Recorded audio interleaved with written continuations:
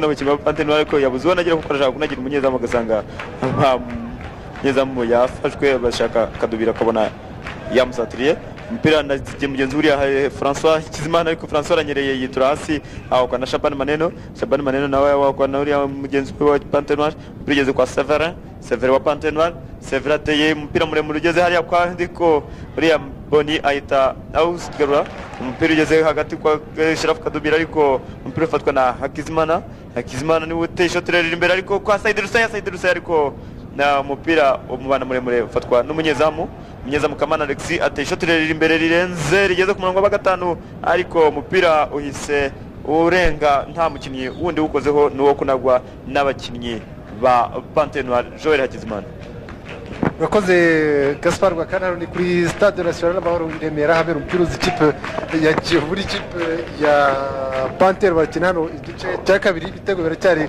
bya binini bibiri ku busa by'ikipe ya Kiyovu ku busa bw'ikipe ya Panthère umupira hano ukaba ugikomeje akabasigaye hashize iminota ibiri igice cya kabiri umupira ukaba uteretswe ari mu wakabiri ikipe ya Kiyovu ni rotre abakinnyi kufura abakinnyi ikipe ya Panthère kwari kwa Kizimana witari ku mukinnyi uriya ninde ni Maneno Shaban umupira okubita ujya muri corner ya kane kuri eshatu z'ikipe ya Kiyovu ibitego ni bibiri by'ikipe ya Kiyovu byatsinzwe kimwe byose mu gice cya mbere na Maneno Shabani umupira utetswe muri corner abakinnyi ikipe ya Panthère kwande kwa Idris ariko umusifuzi uriya Donatien ati mutere cyaho umupira ugomba guterekwa hariya muri corner umupira ukaba uteretswe na Idrissa nimero 15 ikipe ya Panthère ategereje ko umusifuzi uyiriye uri hagati mu kibuga Habyarimana Thomas amuha uruhushya umupira ukaba utewe muri corner nande na Idrissa ku mutwe wande wa Said Rusare ko Ibrahim yamusobye umupira utera kwande kwa Sharaf Kadubiri hagati mu kibuga ikipe ya Kiyovu umupira ufatwa na Mupenzi nimero 11 Mupenzi aracyafite umupira Mupenzi ku ruhande rw'uburyo aracyacenga garutse agaruye inyuma gato yakwande kwa mugenzi kwa Idi Karekezi acenze neza Karekezi nande na Idrissa Karekezi umupira Karekezi aracyafite umupira Karekezi Ibrahim ate umupira harira kwa Sharaf Kadubiri hafi ya corner y'uburyo Sharaf nande na Metre wasimbuye ngango Metre ari muri corner ngango Metre bambe wasimbuye ngango Metre bakubita umupira ku mukinnyi Kadubiri umupira ujya hanze y'ikibwa no gutereka hariya mu baka b'ikipe ya Panthère bakerekeza mu kibuga cy'ikipe ya Kiyovu kwande kwa Ngabonzima awuterekeye mugenzi we uriya ni bitura nimero 9 kugira ngo yohereze imbere mu kibuga cy'ikipe ya Kiyovu umupira kwande kwa ntibitura umupira muremure kwande kwa Idrissa ariko awuteye kwande kwa Severinande na Patrick Kizimana umupira awutera hanze y'ikibwa no kurengura berekeza ku izamu ry'ikipe ya Kiyovu n'abakinnyi b'ikipe ya Panthère bagiye kurengura kwande kwa Idrissa nimero 15 ku ruhande rw'iburyo arengura kwande kwa mugenzi we uriya ni Eli Munyankindi uteye kwande kwa Said Rusaya ashatse gucenga abakinnyi babiri ikipe ya Kiyovu ni Maruzuku na Martin ku mpira uramusigujya kwande kwa Kamana kwande kwa Martin vuba Martin Dasimwa cyafite umupira hano ageze hano ku ruhande rwa tribune y'icyuba yateye umupira kwande kwa mugenzi we Boni Rugamba umupira ufatwa na François Kizimana kwande kwa Eli kwande kwa Rudasimwa Martin umupira utera kwande kwa Kabeza ashatse gusurikira mugenzi we 12 François Kizimana umupira ufatwa n'abakinnyi b'ikipe ya Kiyovu kwande kwa Rugamba arengura nabi umupira ukaba ugiye gusubirwamo abakinnyi b'ikipe ya Panthère muhannyi bawuteye kwande kwa Kabeza kwande kwa Vita kwande kwa Kabeza umupira muremure kwande kwa Rudasingwa w'ikipe ya Kiyovu umupira hagati mu kibuga kwa Mupenzi nande na Vita umupira kwande kwa Sharaf na ntibitura Sharaf Kadubira na ku ruhande rw'ibya Sharaf yarwageretse nande na ntibitura ku ruhande rw'iburyo umupira ntibitura awushyira hanze y'ikibuga kuko uriya Sharaf Kadubira mbere nabi ku ruhande rw'iburyo wambaye mu kibuga cy'ikipe ya Panthère umupira ukaba ugiye kurengurwa nyine n'abakinnyi b'ikipe ya Kiyovu berekeza mu kibuga cy'ikipe ya Panthère ni hafi ya corner y'iburyo umupira urengura na Maruzuko urenguye kwa Sharaf Kadubiri hafi muri corner ku mpira urarenze no gutereka mu bakabiri b'ikipe ya Panthère bakerekeza mu kibuga cy'ikipe ya Kiyovu mbibutse ibitego n'ibya bindi bibiri ku busa b'ikipe ya Kiyovu ku busa b'ikipe ya Panthère ibitego byatsinzwe byose ngo byibuka umukinnyi nimero 4 uriya ni Maneno Shaban ubwa mbere ku ikosa ryande ryanganga utakiri mu kibuga ubwa kabiri ku ikosa ryande ry'uriya mukinnyi François Kizimana numero 12 kambaye mugenzi wanjye nzabura impamvu kumumva ururimi rw'Ikiswahili. Asante Hakizimana Joel. Wasikilizaji, ndio tunafikia dakika ya 6 tangu kipindi cha pili kimeanza.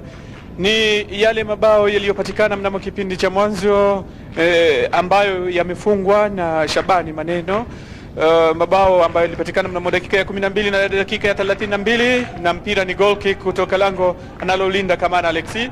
Kamana anampigia pale Martin Rudasingwa. Martin Rudasingwa anajituliza, anatisha, anachenga, lakini pale mpira umetoka. Hata hivyo makosa kama hayo ya kuchelewa na mpira karibu ya sehemu za ulinzi zile si jambo zuri, nafikiri hivyo. Na mpira unatengwa pale, na unatengwa, unakwenda rushwa na Marizuku Ibrahim.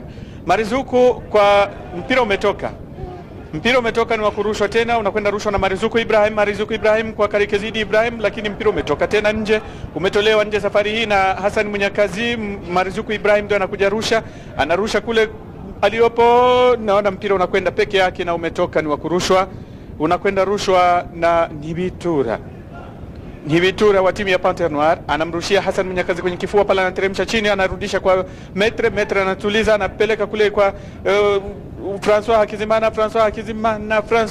anavuka kule mstari wa nyama mbili. François Hakizimana anapiga, lakini mpira umepita pembezoni mwa lango, lakini Hakizimana François alikuwa amechukua kile wanachoita katika lugha ya Kifaransa initiative ya ajabu. Yani alikuwa amejitolea kwenda mkabili huyu Kamana Alexi anayelinda lango. Wewe unaitwa nani bwana? Naitwa Kaimba Claver. Unafanya kazi wapi? Natumika kule kwenye radio. Tangu wakati gani? Tangu mwezi wa Septemba. Unafanya katika lugha gani? Unafanya katika lugha ya Kifaransa na lugha ya Kinyarwanda. Asante sana. Wasikilizaji, ilikuwa ni goal kick, anapiga kule kwenye kichwa cha Vita ndio anaurudisha mpira na umetoka nje. Mpira umetoka nje. Na mpira ni wa kurushwa na kwenda rushwa pale na nani Ndanda leo naona anakuja Ndanda anamwachia Marizuku Ibrahim. Mpira umetua kwenye kichwa juu, na halafu mpira unakwenda rushwa na Marizuku Ibrahim karibu ya kile kitambaa, na hasa ule mstari unao ugawa uwanja mara mbili. Marizuku Ibrahim anarusha kule, unarudi kwake Marizuku Ibrahim, anavuka ule mstari unaogawanya mara mbili, anapiga juu kule, mpira unatua kwenye kichwa cha kwa Vita kwenye kifua, anateremsha chini, anapeleka kwa Severa Munyakazi Hassan. Severa anakwenda, anatoa pasi ndefu kule, lakini mnagonga kwenye mwamba, wasikilizaji, mpira umekataa ingia katika nyavu, wasikilizaji. Mpira umekataa kuingia katika nyavu. Mpira umechezwa dakika moja nzima, wachezaji watano wote wamepiga mpira, lakini umekataa kuingia. Ebu Hakizimana Joel. Rakoze zabuni hano ibibere kuri Stade National Amahoro Idemera, ni ibintu bitaba hariko byabaye, ibintu bidashoboka, ariko byabaye kugeza umupira wanga inshuro eshanu zose, twazibaze inshuro eshanu zose umupira ukanga kujya mu kibuga. Umupira utewe na Severa muri rotre, Severa te umupira muri rotre utera kwa Saidi Rusia uriya Kamana Alexi ntiyashaka kufata Saidi Rusia, kubita umutwe, umupira ujya ku mwamba, uragaruka abakinnyi b'ikipe ya Kiyovu bose bari barambaraye mwiza, abakinnyi ba Panthère uko kubita amashoti agaruka, ishoti rya nyuma turibonye rirembera hejuru y'izamu gato tugira ngo umupira ugemo, naho mu rushundo harimo abakinnyi gusa, umupira wagiye hanze y'ikibuga. Ni ibintu bidashoboka, ariko bimaze kubareka mbahe mugenzi wanjye Gaspar Rwakanubenda we afite ikindi yabonye tutari twabonye. Urakoze Hakizimana Joel. Rero hano kuko ntacyo nakongeraho kubyo mumaze kuvuga, kuko hariya nibitangaza, biriya ntibisanzwe kubona abantu batera amashoti ageze kuri 200.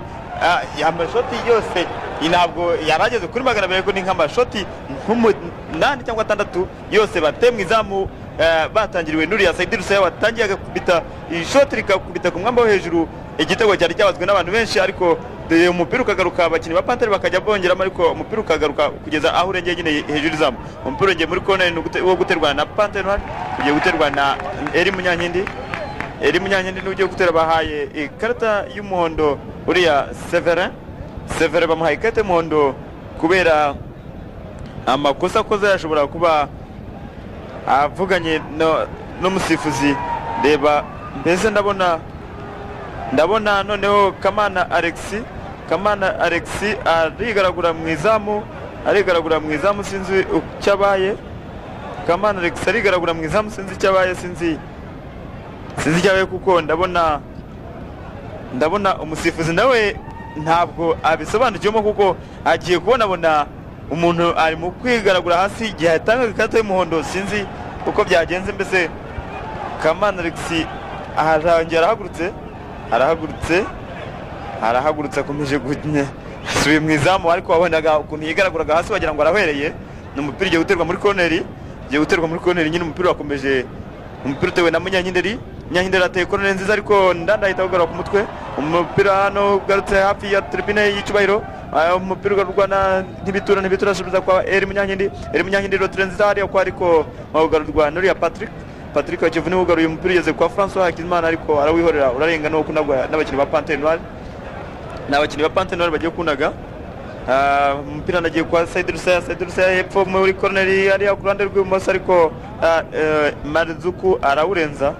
Marizuku niwe urengeje, niwe kunagwa n'abakinnyi ba Panthère Noire, ugiye kunagwa na Kabeza nimero 2 wa Panthère Noire niwe ugiye kunaga. Ni hafi muri corner yiriya y'ibumoso, ni kuri tribune idasakaye naze. Hari umupira muremure ugeze kwa Severa, ariko umupira ugarurwa na Martini, umupira ugeze ku bakinnyi ba François Hakizimana aratunguranye atera ishoti, ariko asanga Kamana ahagaze neza mu izamu ahita awucakira. Kamana ahise awucakira ahiriza Martini wa Kiyovu niwe uzamukanye. Martini arazamutse, Martini ateye ishoti rirerire imbere, ariko umupira uhita usanga hariya Kabeza akora ikosa. Umupira ugeze kwa Boni, ariko Boni igihe uzamukanye Kabeza aramuserebeka aramuhusha ahamya umupira arenga no kunagwa n'abakinnyi ba Kiyovu. Giye guterwa hariya yakoze ikosa uriya Kabeza yakoze ikosa yasunikanye. Kabeza yasunikanye, igiye guterwa na Patrick niwe ugiye gutera, asubiye inyuma kugeza ubu hashize iminota 13 yose mu gice cya kabiri, ariko nta cyari cyahinduka nyine ku byabaye mu gice cya mbere. Umupira ugeze hagati mu kibuga, ugeze kwa Said Rusaya yaraza kwa Mugenzi, ariko uriya Marisuka ahita awugorora. Said Rusaya niwe ufite nanone. Said Rusaya arazamutse hafi y'izamu rya Kiyovu. Said Rusaya asubiza kwa nde kwa Idrissa asubiza kwa Munyankindi ari kubisa umupira wa mukinnyi wa Kiyovu. Munyankindi ariko hariya habaye ikosa ryande, ikosa ry'abakinnyi ba Kiyovu bawukoze. Uriya Munyankindi yarekuye ishoti, umupira ukubita ku kuboko k'umukinnyi wa Kiyovu, nuko atera nde ugiye kuwutera ni Said Rusaya wa Panthère Noire ugiye gutera. Said Rusaya umusifuzi ari kubwira abakinnyi ba Kiyovu ngo bijye inyuma bakora urukuta inyuma kuri metero zabugenewe nyine 9. Agiye gutera rotire nziza, ariko hari habuze mu gitego cya mbere cya Panthère Noire gitsinzwe ni Vita atsinze igitego cyiza cyane, kuko rotire nziza ya Said Rusaya Vita ahita ashyiraho umutwe ajyana nawo umupira. Igitego cya mbere kiba kirabonetse cya Panthère Noire. Abdalla abwira mu rurimi rw'Igiswahili ku munota wa 10 Wasikilizaji, ndio bao la kwanza la timu ya Panthère Noire limepatikana mnamo dakika ya 14 ya mchezo. Ni kipindi cha pili, ikimaanisha hivyo dakika ni ya 59, na imetokana na makosa ambayo yamefanywa kwenye defense. Halafu amekuja piga mpira Saidi Rusaya, na Vita Abdurrahman akapiga kichwa vizuri sana, akaumimina mpira katika nyavu za goalkeeper Kamana Alexi. Mpira unatengwa katikati ya uwanja. Ni mechi ya finali, wasikilizaji, ndio sasa mpira utachangamka zaidi hapa. Mpira unakwenda kwa Karekezidi Ibrahim anapiga kule na kichwa, lakini amesukuma sana pale. Amesukuma sana huyu ambaye ni Munyaneza Ashraf amesukuma sana, na mpira unakwenda tengwa pale. Ni kama mita ni nyingi, hata hivyo ni kama mita 30 hivi tuseme, maana ni karibu ya katikati sawasawa ya baina ya ule mstari unaogawa uwanja na lango anamolinda Ngabo Nzima Onesphore. Naona pale anabidi kwenda pewa huduma, na mganga wa timu ya Kiyovu Sport. Mabao 2-1 kwa vyovyote iwavyo. Hali sasa ndio ya wasiwasi, kila upande una wasiwasi kwamba linaweza kaingia lingine, linaweza lisiingie lingine, lakini 2-1 ndio mpira sasa utachangamka, nafikiri tunategemea hivyo. Ikiwa kadi ya kwanza ya njano ameonyeshwa Severin wa timu ya Panthère Noire, na yule mchezaji mashuhuri wa timu ya Panthère Noire aitwaye Valence ndio karibu sasa ataingia, naona karibu atakuja ingia, lakini hivyo katika kupunguza yale 2-0 na kubaki 2-1, inaweza kuwa ndio mpira sasa tutahudhuria mambo mapya hapa, na mpira unakwenda unapigwa pale na Kadubiri huyo, lakini pembezoni mwa lango, mpira umepita pembeni, ni goal kick. Mpira ni goal kick, unakwenda tengwa pale, lakini wachezaji wote naona wanafanya haraka. Ngabo nzima Vita wanakimbia sana huko kwenda tafuta mpira, na ni warudisheni kwa mwenzangu Hakizimana Joel. Rakoze Nzaboni Mahabudara ni kuri stade, turacyari kuri stade national Amahoro i Remera, habera umupira wo guhatana igikombe cya shampiyona y'igihugu y'umupira w'amaguru. Umupira uzi ikipe ya Panthère n'ikipe ya Kiyovu, hano ibintu byamaze guhinduka gato. Ikipe ya Panthère yabonye igitego cyayo cya mbere cyatsinzwe n'umukinnyi Vita ku mutwe, ku mupira araherejwe na Saidi Ruseya. Ni ibitego 2 bya Kiyovu kuri kimwe. Ikipe ya Panthère muri yacenze neza ni Hassan Munyakazi atema umupira kwande kwa mugenzi ufatwa na Patrick Hakizimana atema umupira kwande kwa Kabeza ari hakurya, ari ku ruhande rw'iburyo mu kibuga cye. Kabeza w'ikipe ya Panthère atema umupira kwande kwa Rugamba umupira Urugamba w'ikipe ya Kiyovu umupira arawurenza no kurengurwa n'abakinnyi ikipe ya Panthère Noire. Hano mu ikipe ya Panthère Noire bagiye guhindura abakinnyi. Uyu mukinnyi Valence ni umukinnyi ukomeye cyane mu wa gatanu w'ikipe ya Panthère, nibwo yakajyamo. Valence nimero 14 akaba agiye kujyamo, akagiye gusimbura gomba kuba ari ninde, ntabwo twabona nimero berekana, barimo kwerekana ko Valence ashaka kujyamo. Uwasimbura gusa mu kibuga ntabwo twamenya uwo ari we. Abakinnyi b'ikipe ya Panthère bacyarebana, agomba kuba ari Kabeza nimero 2 ni ugiye kuvamo mu ikipe. Yaviremo hirya ku ruhande rw'iburyo kure, akaba hagiye kujyamo umukinnyi Valence usimbuye Kabeza mu ikipe ya Panthère. Ibitego biracyari bya bindi bya Kiyovu 2 kuri kimwe. Ikipe ya Panthère ibitego bya Kiyovu byatsinzwe bibutse n'umukinnyi uriya ni Shabani Maneno. Vita aza gutsinda igitego cya Panthère mu gice cya kabiri, igitego atsindishije umutwe. Umupira kwande kwa Patrick Hakizimana w'ikipe ya Kiyovu, umupira utera hanze kibwa no kurengurwa n'abakinnyi b'ikipe ya Panthère. Kwande kwa metre haye kwande kwa Hakizimana kugira ngo arengure. François Hakizimana kwande kwa metre kwivi, metre atempira nafatwa na Kadubiri ariko umupira wamukubise ujya hanze kibwa ugiye kurengurwa nanone n'abakinnyi b'ikipe ya Panthère berekeza ku izamu ry'ikipe ya Kiyovu Sport. Mpira kwande kwa François Hakizimana ku ruhande rw'iburyo, François Hakizimana kwande kwa Munyahindi acenze neza, ataye kwande kwa Saidi Rusa kwande kwa Munyahindi, birakomeye waka ikipe ya Kiyovu. Munyahindi aracyacenga ariko ufashwe nande na Saidi Rusa, ataye umupira mwiza kwande kwa Severa ariko uriya Rudasingwa Marita koza akazi gakomeye mu waka ikipe ya Kiyovu. Umupira awusize hanze kibuga no kongera kurengurwa n'abakinnyi b'ikipe ya Panthère hafi ya koneri y'iburyo. Mpira kwande kwa François Hakizimana na kwande kwa Edi Munyahindi ndanda mpira kwa Munyahindi kwa Saidi Rusa kwande kwa François Hakizimana, mpira ugarurwa nandi na Rudasingwa Marita mpira arongera usubiza hanze y'ikibuga, niwo kurengurwa nanone n'abakinnyi b'ikipe ya Panthère nanone ku murongo hafi bw'abanyami ikibuga mu kabiri berekeza ku izamu ry'ikipe ya Kiyovu Sport. Mpira kwande kwa Ndanda tempira muremure kwande kwa Sharafa kwande kwa metre mpira kwande kwa Idi Ibrahim ku gituza kwa cyande cya Vita mu bakari ikipe ya Panthère. Vita sumikira munyezamu we Onesphore Ngabo nzima wagaruye agatege muri iki gice cya kabiri. Mpira kwande kwa Severin mpira uteye kwande kwa Patrick Hakizimana, mpira kwande kwa metre mu kibuga kipe ya Panthère ufashwe na Hassan Munyakazi kwande kwa Vita no kwande rw'ibumoso kwande kwa Saidi Rusa na Mazuko. Mpira Saidi Rusa yamuvanyemo, Saidi Rusa aramanutsa no kwande rw'ibumoso mu bakari ikipe ya Kiyovu, mpira muri rotere ku mpira ukubita ku mukinnyi w'ikipe ya Kiyovu ni Idi. Koneri ya gatandatu ya karindwi, koneri ya karindwi ikipe ya Panthère kuri 3 gusa z'ikipe ya Kiyovu. Ikipe ya Kiyovu nubwo irusha ikipe ya Panthère ibitego, ikipe ya Panthère yakomeje gusatira muri iyi minota ikipe ya Kiyovu. Mpira kwande kwa Eri Munyahindi atema mpira mwiza muri rotere kwande kwa Kamana Alex muri koneri bambe Kamana Alex, mpira kubitije ipfunsi kwande kwa Severa atema mpira kwande kwa François Hakizimana kwande kwa Mpenzi. Kontra attack y'abakinnyi ikipe ya Kiyovu, mpira kwande kwa Mpenzi cyafite mpira aracyenza Mpenzi bakari ikipe ya Panthère ku ishoti ariko metre arahago kompyuta kwa noneho kwande kwa Severa. Mpira hano washyushye kuri stade national Amahoro i Remera, ni finale ya shampiyona y'igihugu y'umupira w'amaguru hagati y'ikipe ya Panthère n'ikipe ya Kiyovu Sport, mpira kwande kwa Severa mpira ujya kwande kwa Ngabonzima, abakinnyi b'ikipe ya Kiyovu bari baraririye mu bakabiri ikipe ya Panthère n'u Rwanda berekeza ku izamu ry'ikipe ya Kiyovu. Ibitego ni bya bibiri ikipe ya Kiyovu ku busa kuri kimwe ikipe ya Panthère. Mpira kwande kwa Martin, mpira kwande kwa Severa, mpira hakurya ariya kwande aracyacenga Severa, mpira kwande kwa Munyakazi kwande kwa Viti Shoti hapfuye gutera, mpira kwande kwa Kamana Alexis. Kamana Alexis umupira Vita yaramuteye, Vita yawuteye asa n'ushakisha nawe kuko ntabwo yarazi ko najya mu izamu. Umupira Kamana Alexis agiye kuwufata kubita kwivi ujya hanze y'ikibuga.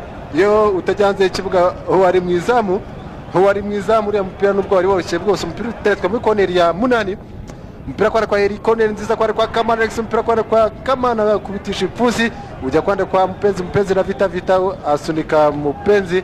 Ni ikosa muri ya Vita koze ku mukino Mupenzi, umupira wo gutereka mu bakabiri ikipe ya Kiyovu bakerekeza mu kibuga ikipe ya Panthère. Hasigaye iminota 23 kugira ngo uyu mupira urangire tumenye aho igikombe kijya. Aho ibintu bigereye ahangaha ikipe ya Kiyovu ni gifite amahirwe yo kwifite ibitego 2 kuri kimwe ikipe ya Panthère Rwakana. Urakoze Joel, bagiye gutera hariya aho uriya mukinnyi yakoreye ikosa ni Vita wasunikanye, yasunitse Mupenzi atewe na Martin Rudasingwa ateye imbere, ariko Vita ahita awugarura ku mutwe ugeze kwa Munyankindi yateye imbere, ariko umupira ugarurwa na Martin. Nanone umupira ugeze kwa Sharaf Kadubiri, ariko umupira ugarurwa na Maître ahita awugarura, umupira ugeze kwa Sharaf Kadubiri wa Kiyovu mu kibuga cya Panthère Noire. Sharaf Kadubiri arazamutse, Sharaf Kadubiri ateye hagati umupira, ariko umupira ugarurwa na Hakizimana François ahereza kwa Idrissa ahereza kwa Valens ugiye mu kanya Valens, ariko umupira ugeze kwa Boni Rugamba Boni ahitamo kurenza, umupira ugeze kwa Munyankindi niwe ufite. Munyankindi wa Panthère Noire ateye rotre hagati, ariko umupira ugeze kwa Maneno Shaban ugera umupira ugarurwa nanone na Dorian Ntibitura yihereje kwa Severa, ariko Severa buriya Patrick arawumwaka. Patrick niwe uzamukanye wa Panthère Noire wa Kiyovu. Patrick arazamutse, ariko umupira ugeze kwa Maître ateye ishoti, uri umupira ukuta kwa Patrick nanone, ariko Ngabonzima ahita awufata. Ngabonzima niwe uri mu kusunika, Ngabonzima ateye ishoti rero imbere neza umurongo wa gatanu, umupira ugeze kwa Patrick, umupira ugeze kwa Patrick mu kibuga cya Panthère Noire, ariko Maître ahita arengereza amakubita umupira arawurenza ukubise kuri Patrick, hanyuma umupira urarenga. Umupira ugiye kunagwa na Maître anagiye Severa, ariko umusifuzi ati wanaze nabi. Umusifuzi avuze ko yawunaze nabi, agiye gukosorwa n'abakinnyi ba ni Maître ugiye gusubiramo. Oya, ni abakinnyi ba Kiyovu bagiye kunaga, ni Martin ugiye kunaga cyangwa ni Marzuku unaze. Marzuku anagiye hariya kwa Sharaf Kadubiri, ariko Ntibitura bayahagabutse arawurenza. Nanone no kunagwa nanone n'abakinnyi ba Kiyovu, ni nko muri metero 3 kuri corneri y'ibumoso bwa Ngabonzima. Nazwe hariya ku bakinnyi ba Kiyovu barawufite, ariko muri corneri neza muri corneri ufitwe na Idi Karekezi ateye hagati, ariko Maître aba arahari. Maître yateye imbere kwa Munyankindi yarazamutse, Munyankindi ahereza ya Said Rusaya wa Panthère Noire. Said Rusaya hafi izamu, ariko baramuteze hariya mu hafi, sinzi batari mu rubuga rw'umunyezamu, ndetse Said Rusaya aho bamutegeye. Said Rusaya ni hariya ni hariya ni ku murongo werekana aho urubuga rw'umunyezamu rugarukiye. Umupira niho bagiye kutera, uretse ko umukinnyi wa Kiyovu uwamuteze ntareba neza uryamye nawe yaheze hasi, kandi uretse ko ari wamuteze kuko amuturutse inyuma. Umupira rero umusifuzi ati hafi batera umupira, mugenzi we ari kumuzunguza buhoro ngo arebe ko ahaguruka. Shize iminota 25 igice cya kabiri gitangiye, nta igitego cya Kiyovu cyongeye kuboneka uretse icya Panthère Noire cyabonetse ku minota 59 w'uyu mukino nyine, gitsinzwe na Vita watsinze igitego cyiza cyane ku mutwe, ahawe kufra na Said Rusaya, hanyuma agahita ateza umutwe asunikiramo n'umutwe. Umupira ugiye guterwa nande ni Munyankindi, ni kufra pirate hagati, ariko abakinnyi ba Kiyovu bahita bawurenza, ni muri corneri bawurengereje, ugiye guterwa muri corneri ya 9 ni koroneri ya 9 kuri koroneri 3 za Kiyovu zabonetse. Urumva ko Panteri isa nk'iganzuye Kiyovu, mbese nubwo ibitego bitabyagira kona zitewe na Myankindi, kona nziza cyane ariko uriya Karekezi ahita utera ku mutwe. Umupira ugeze kwa nde hano hagati mu kibuga, ugeze kwa ariko ahita usubiza umunyezamu. Umupira ugeze kwa Metre ni ufite, ntabwo ageze kuri Ngabonzima. Metre ahereza uriya Hakizimana ahereza kwa Myankinderi ahereza Said Rusaya, ariko Said Rusaya na Marzuku arawurengeje. Hashize iminota 26, hasigaye 19 kugira ngo umupira urangire. Ugiye kunarwana muri Kiyovu. Bagiye gusimbura nde? Ni Maneno Shabani uvuyemo, hakaba hagiyemo uriya nimero 10 ariwe Burhan ni ugiyemo.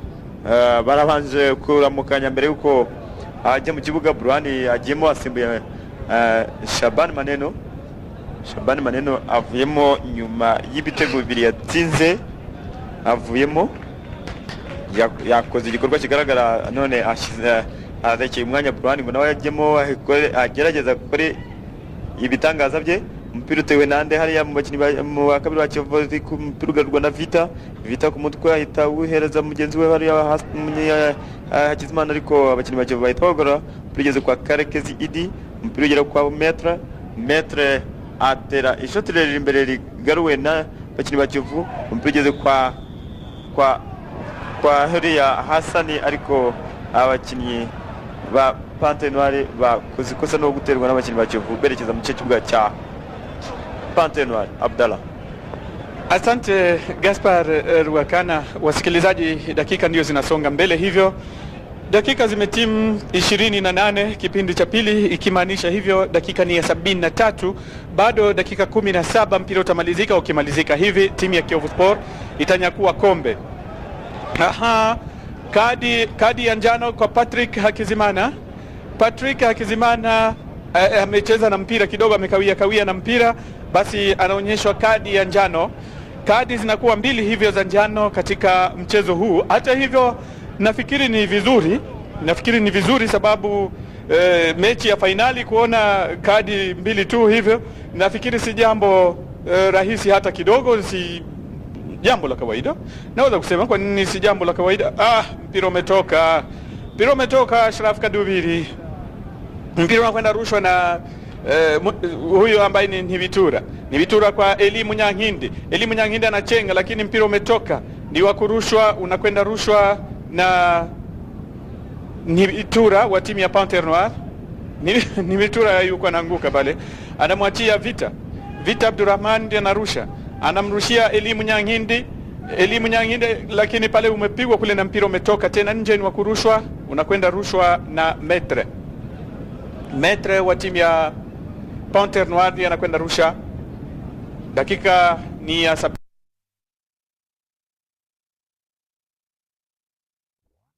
74 ya mchezo.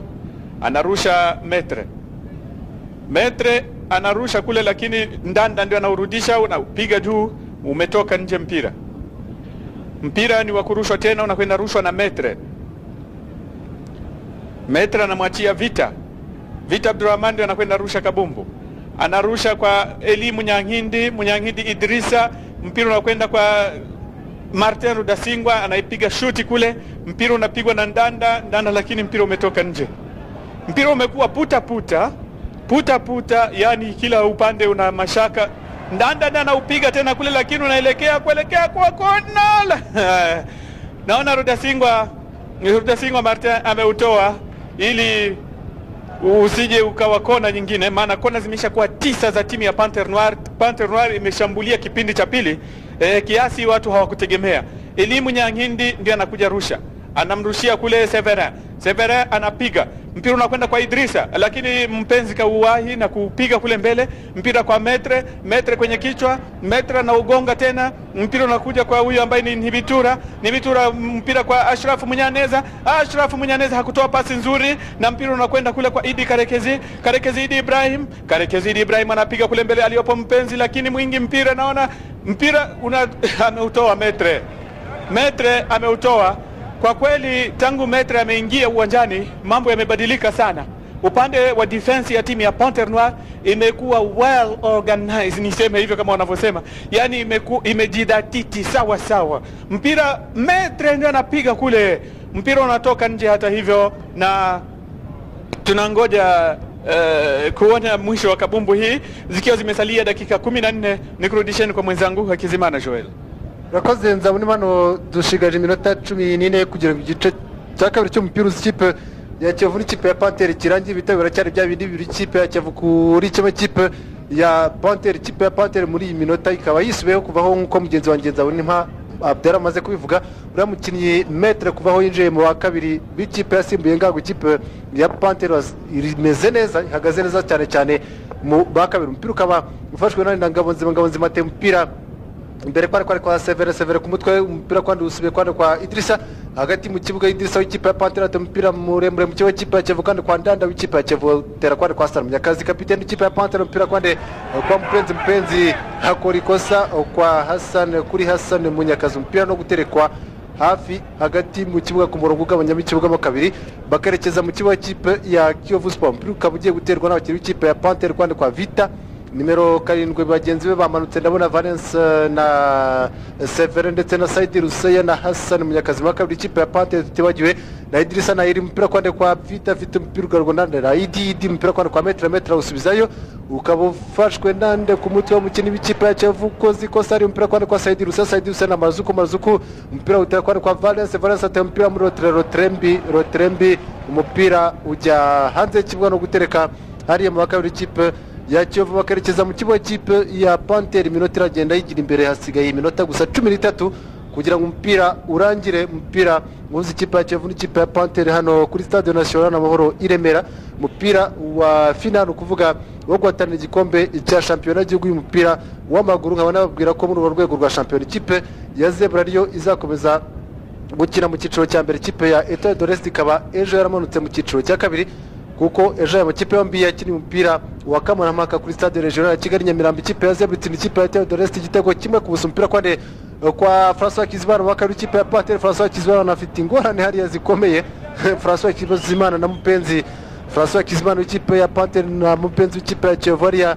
François Kizimana ku ruhande rw'ibumoso, umupira ushyize muri corneri, yari yananiwe kuwutera kare. Umupira icyo yashakaga nyine arakibonye, umupira uteretswe hariya muri corneri uko yawurengeje, ugiye guterwa nande na Idrissa Mutabazi w'ikipe ya Kiyovu. Umupira kwande kwa Ngabonzima urwani nani na Vita, umupira kwande kwa Ashraf Kadubiri ashatse kuwurenza Ngabonzima kugira ngo amucishe hejuru ujye mu rushundura, umupira winyurira hanze y'ikibuga no gutereka mu bakabiri ikipe ya Panthère ukegeza mu kibuga cy'ikipe ya Kiyovu. Mbibutse ku minota isigaye ari 11 ubu ngubu ku kibaho hariya kabuhariwe dufite no kuri Stade National Amahoro ireme. Mpira kwande kwa Mazuku watsa abakinnyi ikipe ya Panthère ni kontra ataka abakinnyi ikipe ya Kiyovu mu kibuga cy'ikipe ya Panthère. Mpira Rotrenze kwa mupenzi ku gituza mu bakabiri ikipe ya Burhani Ngabonzima koze igikorwa cyiza.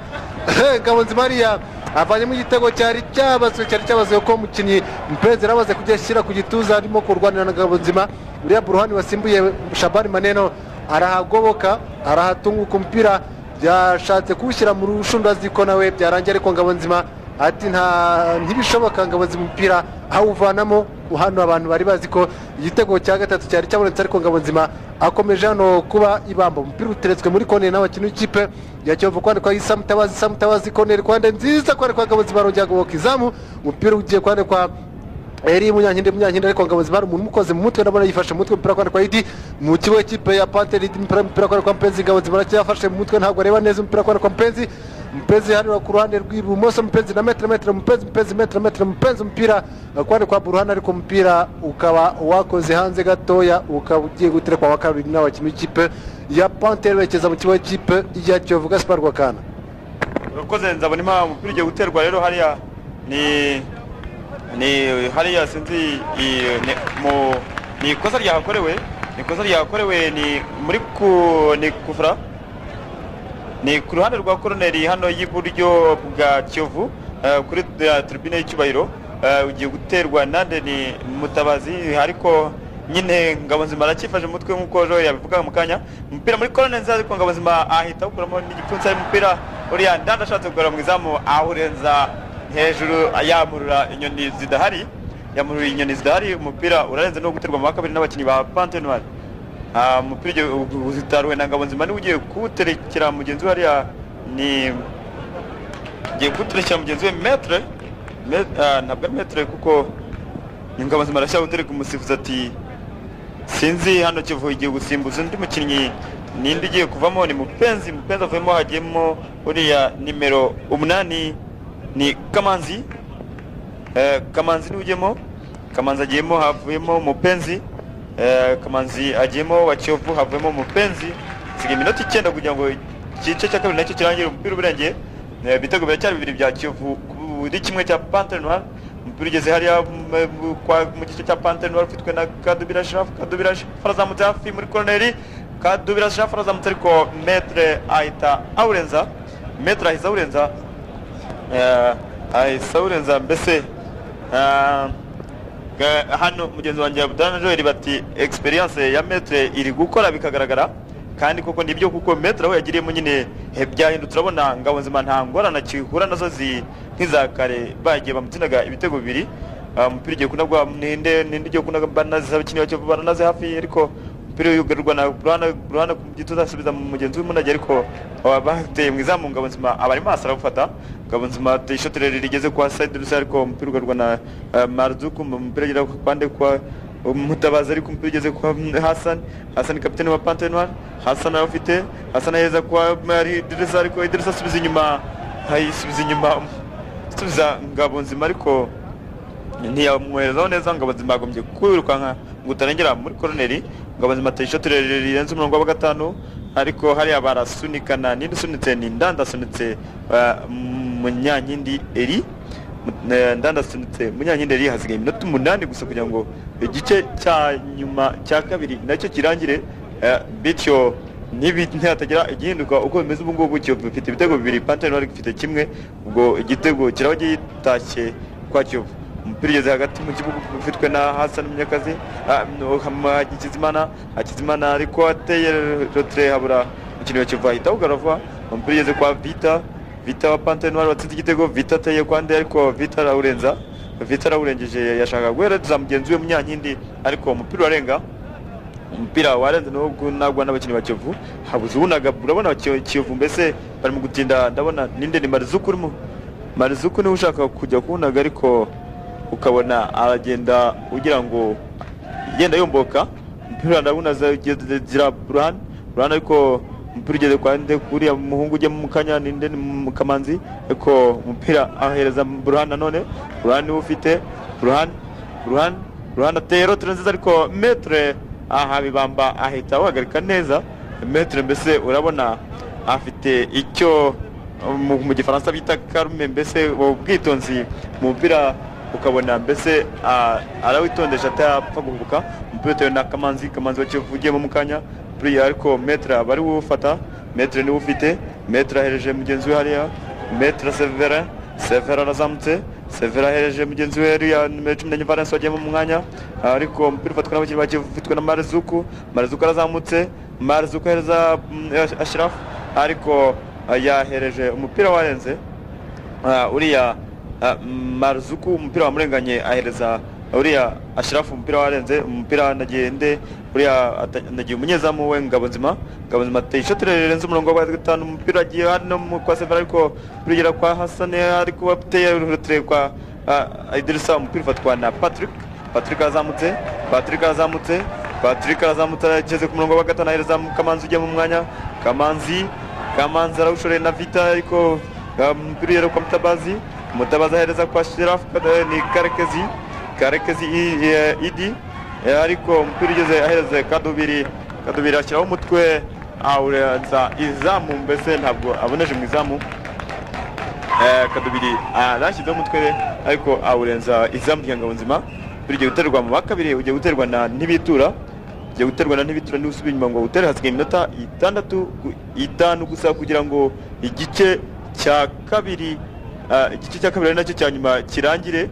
Nihatagiye gihinduka nyine ndabibutsa ko mu minota 5 isigaye ibitego bikiri bibiri bya Kiyovu ku buri kimwe cya Panthère Noire. Nihatagiye gihinduka nyine igikombe kiraba icya Kiyovu. Umupira urarenze ku izamu rya Ngabonzima, mbaye mugenzi wanjye Abdallah. Asante Gaspar Rwakana. Wasikilizaji, mpaka sasa timu ya Kiyovu Sport inaongoza kwa mabao mawili kwa bao moja la timu ya Panthère Noire. Dakika ni ya 86 ya mchezo, bado dakika 4 mpira utamalizika. Ukimalizika hivi kombe la taifa la ligi ya taifa ya timu za daraja la kwanza, basi inaweza kuwa ni mali ya Kiyovu Sport. Lakini mpira unakwenda pale, unachezwa katikati ya uwanja. Vita anapiga kidogo, kaukosea kidogo, na mpira unakwenda kule aliyopo huyu Ntibitura. Ntibitura anazima kabumbu, anapiga kule aliyopo, umetoka nje mpira umetoka, ni wa kurushwa, unakwenda rushwa na